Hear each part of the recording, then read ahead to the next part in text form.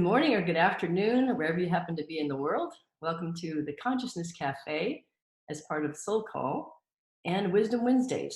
This morning, or whatever time you're seeing this, I have with me an amazing human being on the other side of the screen here, Dr. Reverend Temple Hayes. And there was this old sitcom, and I think it was called That Girl or something, who can turn the world on with her smile, right? This is someone who's got like the best smile ever. And if that was a credential, then I would say she has like the biggest credential ever. But her credentials are pretty impressive. And I know I've enjoyed so much, reading your books and being part of your spiritual community in St. Petersburg, Florida, the first Unity Spiritual Campus, and even being part of what you founded, the Institute for Lifelong Learning and Leadership International, which is an amazing online platform for learning, for becoming a minister of your own life or of an organization, however you see it, but knowing that each of us is a leader in our life, and you've created this platform that lets people take it as they see it. So there's that, and there's so much more. The movie that you're part of, we'll talk a little bit about that. I'd love to talk about some of the causes that are near and dear to your heart, you and animals and the planet and all those good things. So welcome, Reverend Dr. Temple Hayes. I'm so happy to see you. Thank you, Reverend Christie. You're almost through that. You're somewhat describing yourself, Just a little bit about the path that brings you to this particular moment, your own, path to what you're in your life right now. Just since I was 5 years old, I got the message that I was here to be different.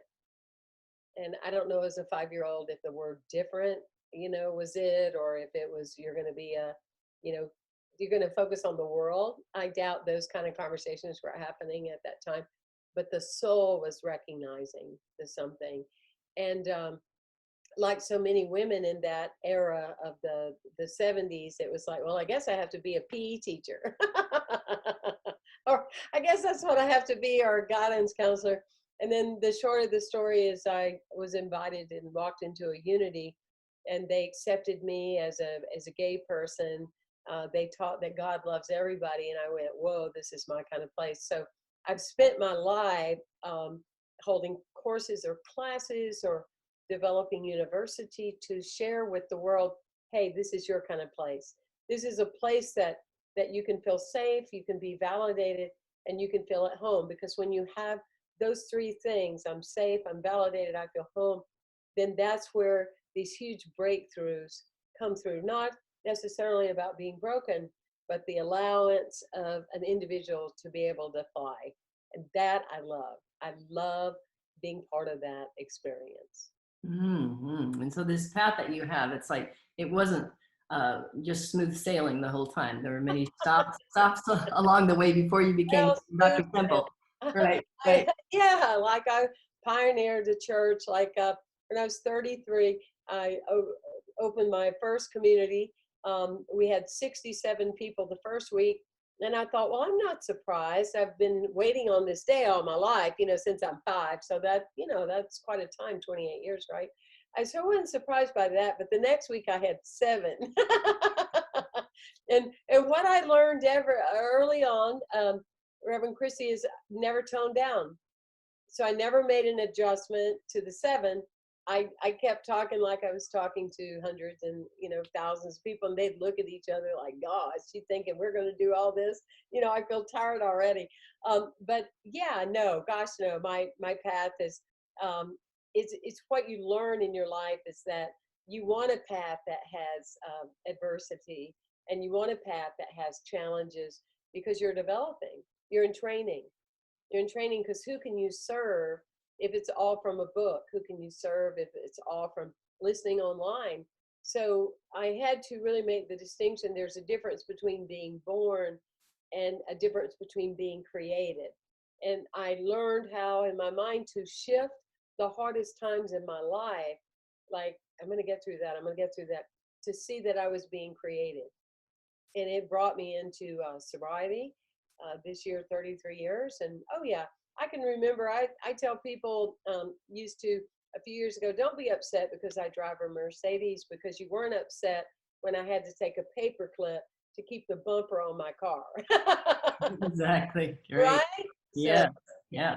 I'm going to get through this. That was one of your mantras. It's like you knew even then, yeah, even as you were coming up with the language for this movement that you're leading really right now. absolutely. It's like I say to people all the time, if you don't say as a spiritual leader that your community is the most exciting spiritual community in the world, you might want to relocate because people respond accordingly, right?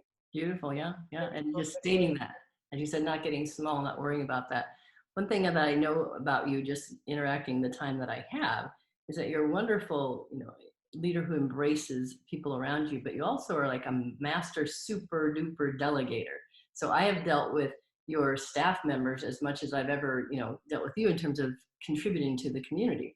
And we all are giving our contributions to it. And I think you said once, if I know everything that's going on, there's not enough going on. So where did you come up with, or how did you refine yourself into this leader who can trust and delegate the way that you do? Um, when you work with karma and you really believe in the law of cause and effect, not as a concept, but as a reality, I don't have any energy about delegating because it's that person's karma, not mine. My karma is to allow. My karma is to be aligned with my mission and vision to create leaders, not followers. I'm not interested in that. I don't want someone following me. I want them following the path of themselves. I can give examples. I can show them ways. I can encourage them. But it's when they are tapping into it, that makes it all worthwhile. So I've just always felt that way. We have a trust. We have no one that works set hours because I just really believe that you work for God and good luck with that.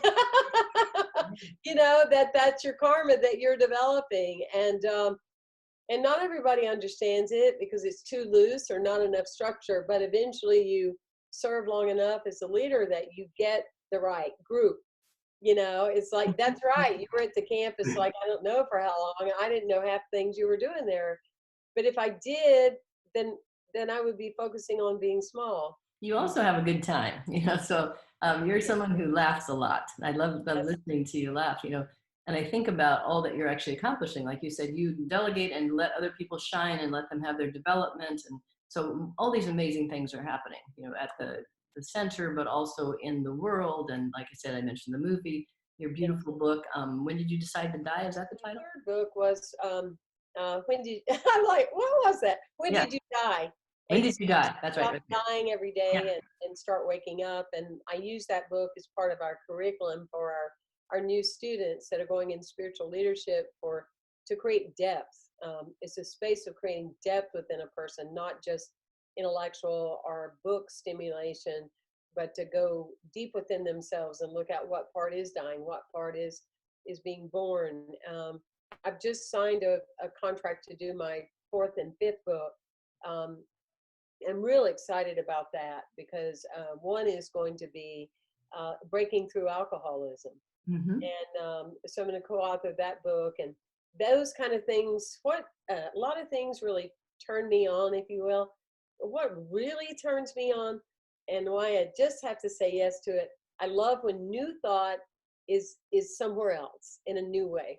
Hmm. That is exciting to me. So yes, and we are part of a film, I Am Never Alone, which addresses suicide, and it's a beautiful film. And I was thrilled that I got to play myself. I spent a lot of years not playing me, so that might sound insignificant to somebody, but for me, it's like, oh, and I get to play myself. I'm so happy. This is the part in my life that I get to play because there would have been a time with my sacred saboteur that I would have like, let me be somebody else. Right. Right.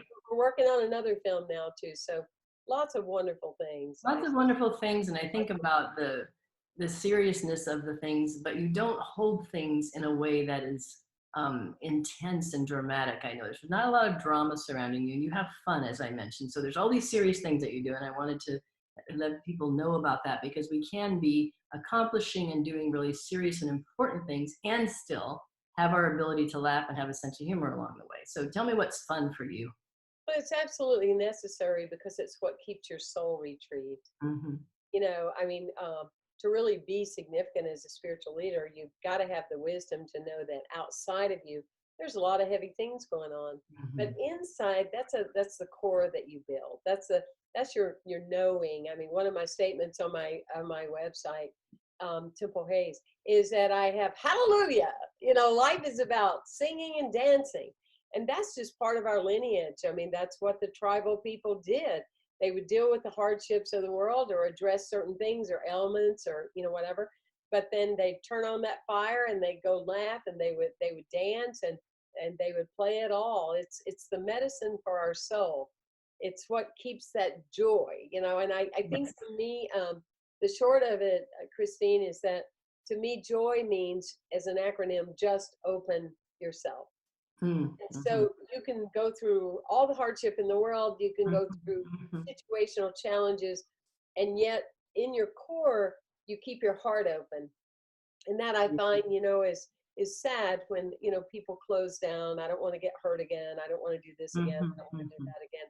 So you develop a life where you're right, you won't be doing that again, but you're closed. You're not open, you're not remaining forever young, which is, what we're designed to be. Beautiful. Just stay open. Yes, yes.